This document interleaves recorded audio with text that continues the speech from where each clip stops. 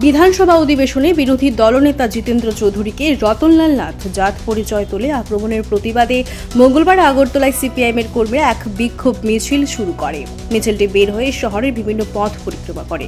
শুনুন এই বিষয়ে মানিক দে তার ব্যতিক্রমী সুরে কি বললেন।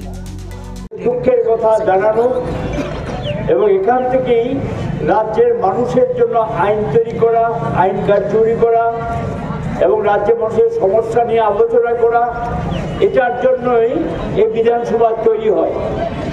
জনগণ ভোট দিয়ে এমএলএ তৈরি করে। তারা বিধানসভা ভোটের সময় গিয়ে বলেন না যে আমি বিধানসভার ভিতরে গিয়ে যা খুশি তা বলবো, আইন মানবো না, নিয়ম মানবো না, পদ্ধতি মানবো না।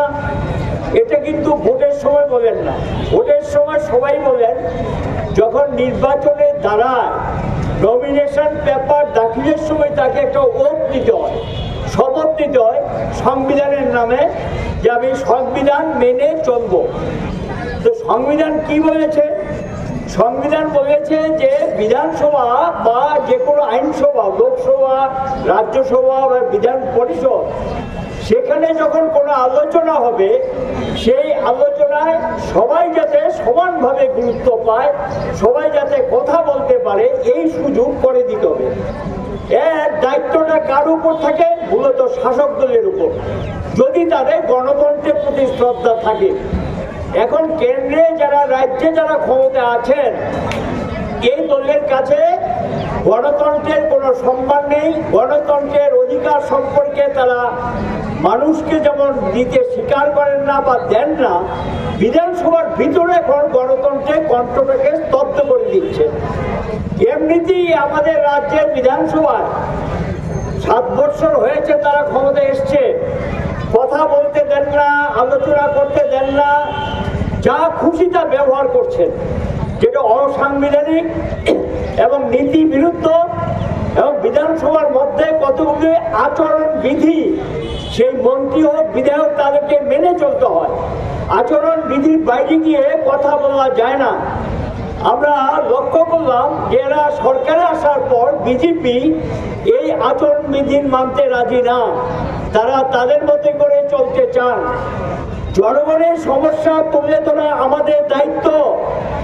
আমরা রাস্তায় দাঁড়িয়েও জনগণের সমস্যা নিয়ে কথা বলি, মিছিল মিটিং এর মাধ্যমে কথা বলি, সভা সমিতির মাধ্যমে কথা বলি, মানুষের পাশে দাঁড়াই। এটা হলো আমাদের কাজ। কাজে আমরা গণতন্ত্রে বিশ্বাস করে এই দায়িত্ব আমরা পালন করছি।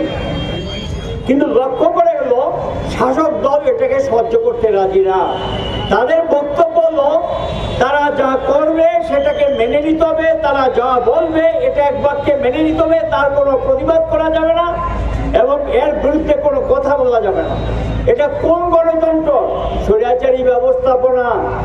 এটা ভালো লক্ষণ না। বিধানসভাতে যদি কথা বলতে না দেয়, লোকসভাতে যদি কথা বলতে না দেয়, এর পরিণতি একদিন শ্রীমতী ইন্দিরা গান্ধীকে ভুগতে হয়েছে। এই দেশে জরুরি অবস্থা জারি করে মানুষের অধিকার কেড়ে নিয়েছিলেন। লোকসভা, বিধানসভাতে একদলীয় শাসন ব্যবস্থা কায়েম করেছিলেন। বিরোধী দলের যারা জেলে পড়েছেন, কথা বলতে দেননি, এমনকি বিধানসভায় এবং লোকসভায় যেতে পর্যন্ত দেননি। তার ফল ওই দলকে ভুগতে হয়েছে। দেশের জনগণ তাদেরকে সমুচিত শিক্ষা দিয়েছে। আমাদের এই রাজ্যের বিধানসভায় এর আগেও একাধিক ঘটনা ঘটেছে। অধ্যক্ষ সভা, তিনি সবার কথা শুনবেন, সমানভাবে মর্যাদা দেবেন, সবাইকে বলার সুযোগ করে দেবেন, সভা পরিচালনার দায়িত্ব থেকে অধ্যক্ষ মহোদয়। কিন্তু আমরা লক্ষ্য করছি এখানকার বিরোধী দল প্রায়শই বলছে যে এখানে বিধানসভার ভিতরে আমাদের অধ্যক্ষ মহোদয় নাকি নিরপেক্ষ না। অনেক সময় উনি দেখা যায় শাসক দল যখন অসাংবিধানিক কথাবার্তা বলে, নিয়ম বহির্ভূত কথা বলে এবং কুরুচিকর কথা বলে, যেটা বলতে পারেন না, এটা দায়িত্ব লোকে তার বিরুদ্ধে ব্যবস্থা নেওয়া, তার সমালোচনা করা, তার বক্তব্যটাকে খারিজ করে দেওয়া, অর্থাৎ এক্সপোজ করে দেওয়া।